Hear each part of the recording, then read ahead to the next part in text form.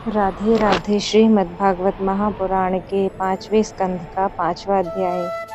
ऋषभ देव जी का अपने पुत्रों को उपदेश देना और स्वयं अवधूत वृत्ति ग्रहण करना। श्री ऋषभ देव जी ने कहा, पुत्रों, इस मृत्यु लोक में यह मनुष्य शरीर दुखमय विषय भोग प्राप्त करने के लिए ही नहीं है।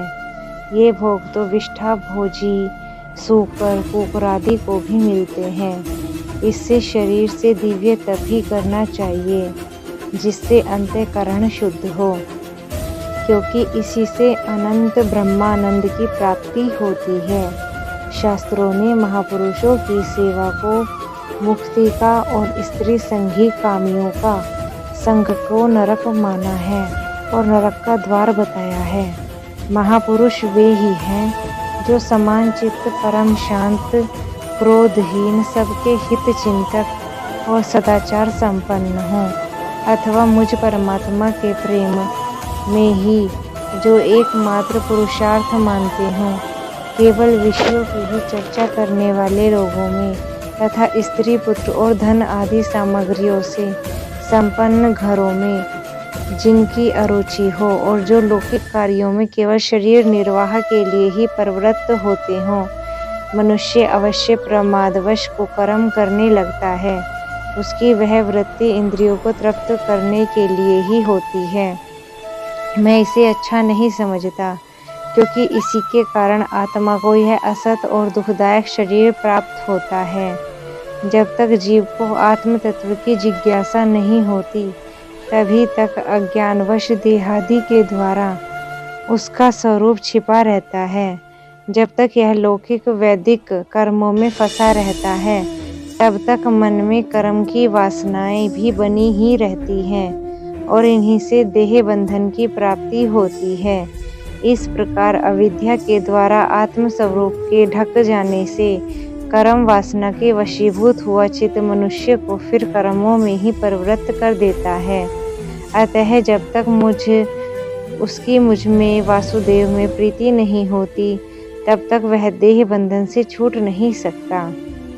स्वार्थ में पागल जीव जब तक विवेक दृष्टि का आश्रय लेकर इंद्रियों की चेष्टाओं को मिथ्या नहीं देखता, तब तक आत्मस्वरूप की स्मृति खो बैठने के कारण वह अज्ञानवश विषय प्रधान ग्रह आदि में आसक्त रहता है और तरह तरह के कलेश उठाता रहता है। स्त्री और पुरुष इन दोनों का जो परस्पर दाम्पत्य भाव है, इसी को पंडित जन उनके हृदय की दूसरी स्थूल व दुर्भेद्य ग्रंथि कहते हैं। देहा अभिमान रूपी एक एक सूक्ष्म ग्रंथि तो उसमें अलग अलग पहले से ही है।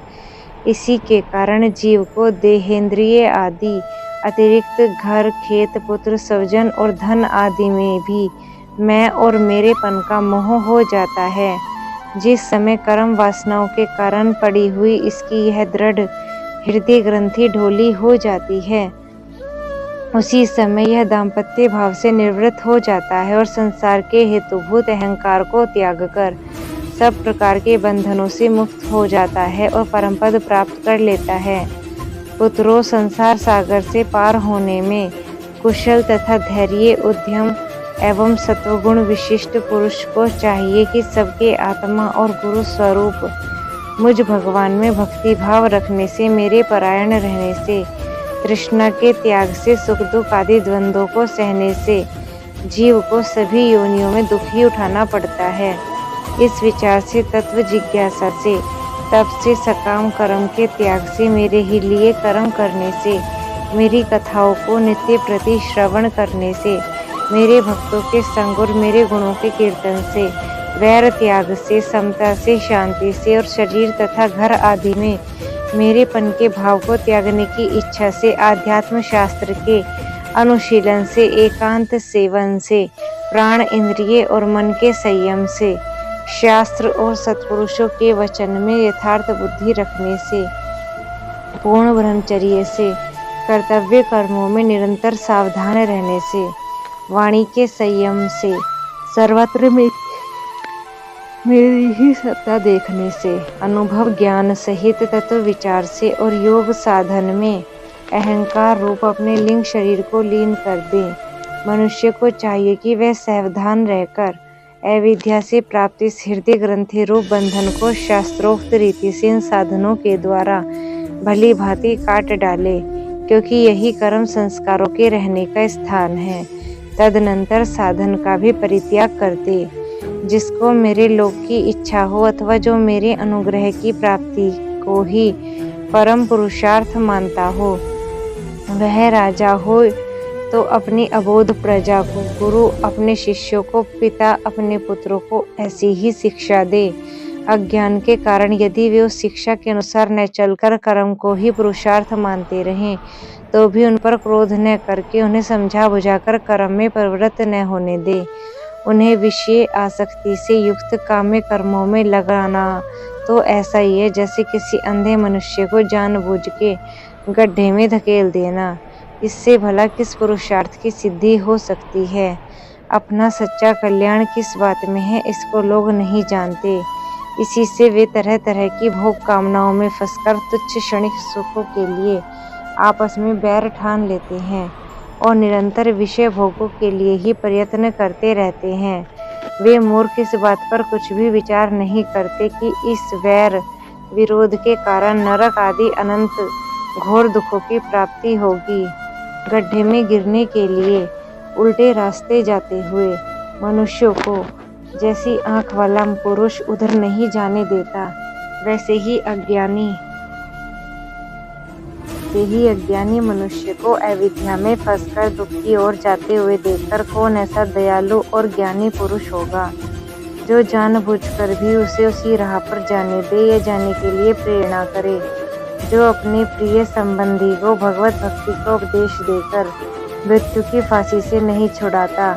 वह गुरु गुरु नहीं है, सज्जन सज्जन नहीं है, पिता पिता नहीं है, माता माता नहीं है, इष्ट देव नहीं है और पति पति नहीं है। मेरे इस अवतार शरीर का रहस्य साधारण जनों के लिए बुद्धि गम्य नहीं है। शुद्ध सत्व ही मेरा हृदय है और उसी से धर्म की स्थिति है। मैंने अधर्म को अपने से बहुत दूर पीछे की ओर धकेल दिया है।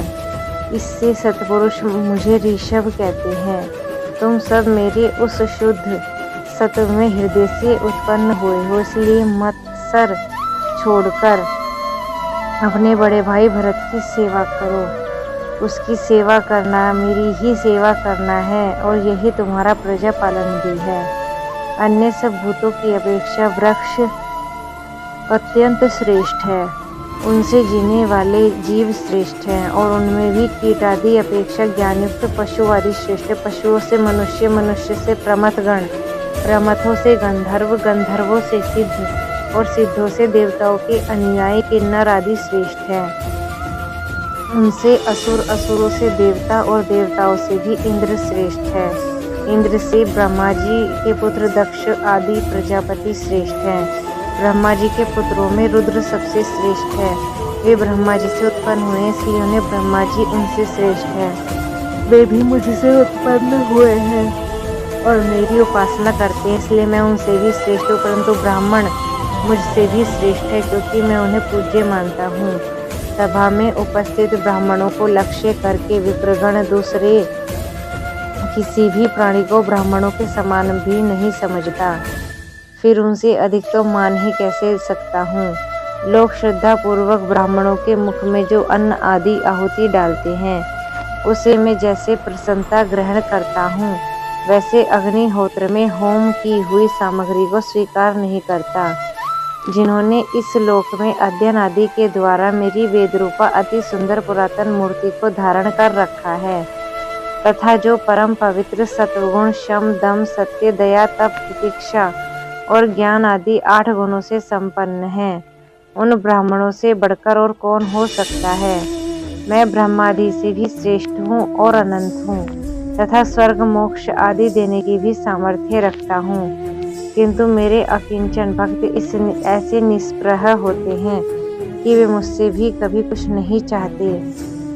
फिर राज्य आदि अन्य वस्तुओं की तो वे इच्छा कैसे कर सकते हैं। पुत्रों, तुम स्वयं संपूर्ण चराचर भूतों को ही मेरा शरीर समझकर शुद्ध बुद्धि से पद पद पर उनकी सेवा करो। यही मेरी सच्ची पूजा है। मन, वचन, दृष्टि और अन्य इंद्रियों की चेष्टाओं का साक्षात फल मेरा इस प्रकार का ही पूजन ही है। इसके बिना मनुष्य अपने महामोहमय कालपाक्ष से नहीं छूट सकता। श्री सुखदेव जी कहते हैं, हे राजन, ऋषभ देव जी के पुत्र यद्यपि स्वयं ही सब प्रकार सुशिक्षित थे तो भी लोगों को शिक्षा देने के उद्देश्य से महाप्रभावशाली परम सुहृद भगवान ऋषभ ने उन्हें इस प्रकार उपदेश दिया। ऋषभ देव जी के 100 पुत्रों में भरत सबसे बड़े थे। वे भगवान के परम भक्त और भगवत भक्तों के पारायण थे। ऋषभ देव जी ने पृथ्वी का पालन करने के लिए उन्हें राजगद्दी पे बिठा दिया और स्वयं उपशमशील निवृत्ति परायण महामुनियों के भक्ति, ज्ञान और वैराग्य रूप परम हंसोचित धर्मों की शिक्षा देने के लिए बिल्कुल विरक्त हो गए। केवल शरीर मात्र का परिग्रह रखा और सब कुछ घर पर रहते ही छोड़ दिया। अब वे वस्त्रों का भी त्याग करके सर्वथा दिगंबर हो गए। उस समय उनके बाल बिखरे हुए थे, उन्मत्त सा वेश था। ऐसी ही स्थिति में वे आहवनीय अग्निहोत्र की अग्नियों को ही अपने में लीन करके सन्यासी हो गए और ब्रह्माव्रत देश से बाहर निकल गए। वे सर्वथा मौन हो गए। कोई बात करना चाहता था तो बोलते नहीं थे। जड़, अंधे, बहरे, गूंगे, पिशाच और पागलों की सी चेष्टा करते हुए वे अवधूत बन जहाँ तहाँ विचरने लगे। कभी नगरों और गांव में चले जाते तो कभी खानों, किसानों की बस्तियों, बगीचों, पहाड़ी गांव, सेना की छावनियों, गौशालाओं, अहीरों की बस्तियों और यात्रियों के टिकने के स्थानों में रहते। कभी पहाड़ों, जंगलों और आश्रम आदि में विचरते। वे किसी भी रास्ते से निकलते तो जिस प्रकार वन में विचरने वाले हाथी को मक्खियाँ सताती हैं, उसी प्रकार मूर्ख और दुष्ट लोगों के पीछे उनके पीछे हो जाते और उन्हें तंग करते। कोई धमकी देते, कोई मारते, कोई पेशाब कर देते, कोई थूक देते, कोई ढेला मार देते, कोई विष्ठा और धूल फेंकते, कोई अधोवायु छोड़ते, कोई खोटी खरी सुनाकर उनका तिरस्कार करते। किंतु वे इन सब बातों पर जरा भी ध्यान नहीं देते। इसका कारण यह था कि भ्रम से सत्य कहे जाने वाले इस मिथ्या शरीर में उनकी अहंता, ममता तनिक भी नहीं थी। वे कार्य कारण रूप संपूर्ण प्रपंच के साक्षी होकर अपने परमात्मा स्वरूप में ही स्थित थे। इसलिए अखंड चित्तवृत्ति से अकेले ही पृथ्वी पर विचरते रहते थे। यद्यपि उनके हाथ, पैर, छाती, लंबी लंबी बाहें, कंधे, गले और मुख आदि अंगों की बनावट बड़ी ही सुकुमार थी।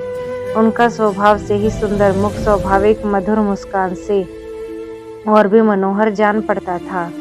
नेत्र नवीन कमल दल के समान बड़े ही सुहावने, विशाल और कुछ लाली हुए थे। उनकी पुतलियां शीतल और संताप हारिणी थी।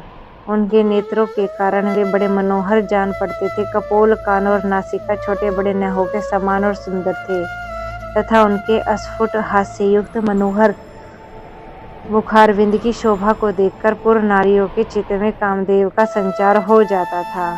तथापि उनके मुख के आगे जो भूरे रंग की लंबी लंबी घुंघराली लट्टें लटकी रहती थी, उनके महान भार और अवधूतों के समान धूली धूसरित देह के कारण वे ग्रहग्रस्त मनुष्य के समान जान पड़ते थे।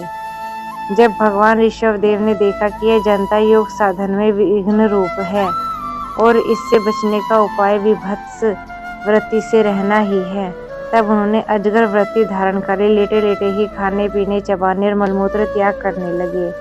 वे अपने त्यागे हुए मल में लौट लौट कर उसे शरीर को उसी से सान लेते थे, किंतु उनके मल से दुर्गंध नहीं आती थी, बड़ी सुगंध थी और वायु उस सुगंध को लेकर उनके चारों ओर 10 योजन तक सारे देश को सुगंधित करती थी। इस प्रकार गौ, मृग, काक आदि की वृत्तियों को स्वीकार करके वे उन्हीं के समान कभी चलते हुए, कभी खड़े खड़े, कभी बैठे हुए, कभी कभी लेटे लेटे खाने पीने, मलमूत्र का त्याग करने लगते थे।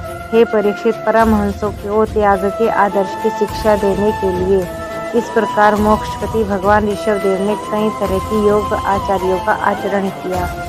वे निरंतर सर्वश्रेष्ठ महान आनंद का अनुभव करते रहते थे।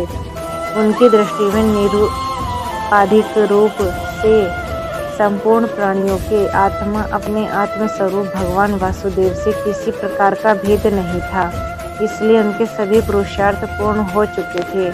उनके पास आकाश गमन, मनोजवित्व, मन की गति के समान ही शरीर की इच्छा भी करते थे। सर्वत्र पहुंच जाना, अंतर्धान, परकाय प्रवेश, दूसरे के शरीर में प्रवेश करना, दूसरे की बातें सुन लेना, दूर दृश्य देख लेना आदि सब प्रकार की सिद्धियां अपने आप में ही सेवा करने को आई, परंतु उन्होंने उनका मन से आदर या ग्रहण नहीं किया। राधे राधे।